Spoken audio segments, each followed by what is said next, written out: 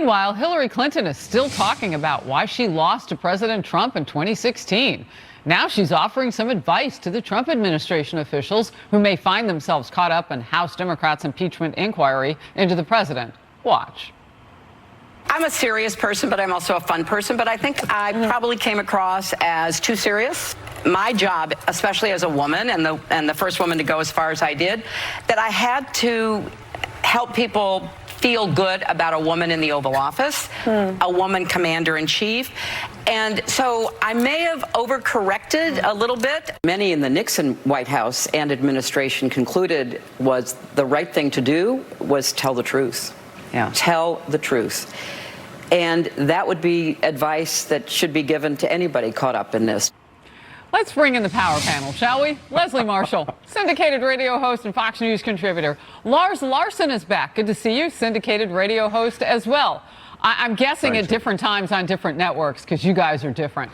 Look, Leslie, who's listening to Hillary Clinton preach to people about telling the truth? Well, on the late night show, when she and her daughter were on, they had the highest ratings that they've had in ages. So I'd say a lot of people are tuning in. And the questions being posed are those questions that you see her answering. Why did you think you lost? What do you think about impeachment? And honestly, Harris, I think that was a little bit of a stick to former President Clinton, because we all know if he had not lied on the witness stand, there would be no suborning perjury and there would be no impeachment. Wow, I had not looked at that. I mean, I just simply looked at like the bleach bid and the server and all that went on, and I thought, well, politically, who's going to take her advice and tell the truth? Lars? Well, it doesn't make any sense for a woman married to a man who was impeached because he lied under oath. He committed perjury, and now she's advising other people from the other party to tell the truth. And as you said, with bleach bit and cleaning a server with a cloth, this woman does not exactly have any kind of hold on the truth. She has not told the truth to the American people, and now she's advising the Trump administration to tell the truth. I think she ought to go back and check herself at this point. So, Leslie, people may wonder why Hillary Clinton is back on the scene. Part of it is this book tour that she's doing with her daughter Chelsea about the Gutsy Women book that she's written now. But is she running again? No. No, not at all. But she is somebody who is still liked and admired by not just women and not just Democrats. And a lot of people are listening to things she has to say. I mean, most recently, you would think the most challenging thing she's ever done in her life is run for president. And she said, no, it was staying with her husband. So there are people that love her. Certainly, was that there the are people first time that hate we had her, ever heard but people that? watch her and buy her books. Because we know she had some younger No. demographic women problems when she ran last time. People didn't really understand her answer to that. That seemed like fresh and new material. You're saying it's not. Lars? I got to tell you something. Hillary Clinton was treated very badly by a cheating spouse for a long, long time. We all know that. So I would have to say that she probably was being honest about saying being with Bill Clinton was one of the toughest things she wanted to do. But the real truth of all this is that she's never been able to get over the 2016 election. And remember, just a month before the election, she was demanding that the current president, then a candidate, that he accept the results of the election. I think Hillary Clinton should accept the results of the election. The American people decided, and her party should do the same, including Shifty Schiff and Nancy Pelosi. Oh my goodness, you're stealing some of the president's lines there. Well, she has to get on with accepting the 2016 because we're about to have another one.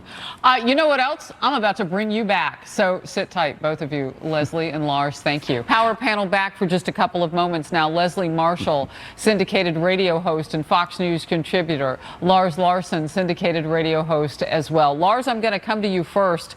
The vice president, moments ago, when we carried it live, they were on screen at the same time, the vice and the current president, going hard. And we've been saying this, really kind of continuing that conversation of offense. How's it working messaging-wise?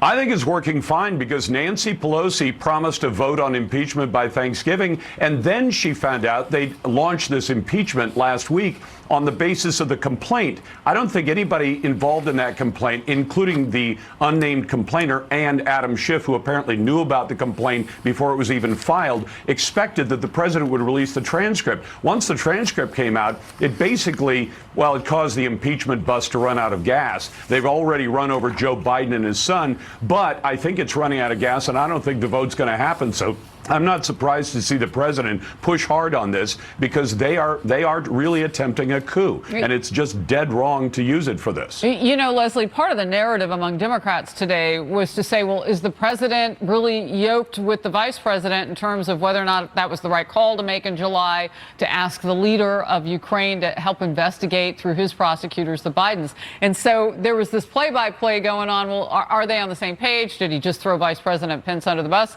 He made it very clear today, the vice president, they are together, and the Bidens need to be investigated for what looked like swamp behavior. He said it was part of his job to drain the swamp.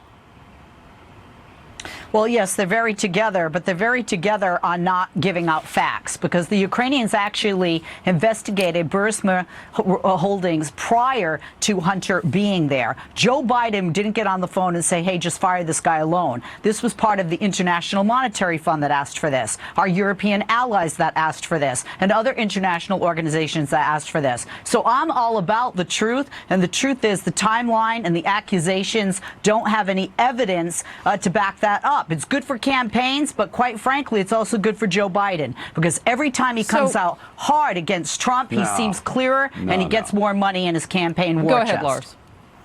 Harris, you've seen the soundbite of Joe Biden saying he was the linchpin to getting that prosecutor fired. Yes, there were other people calling for the firing, but the biggest dog on the planet, the United States of America, the most powerful country, the vice president of that country said to Ukraine, we will withhold $1 billion in loan guarantees, and at least by Joe Biden's own account on tape, he's the guy who got the prosecutor fired, no matter who else was asking for it. And it was because his son was getting $600K a year for a board position.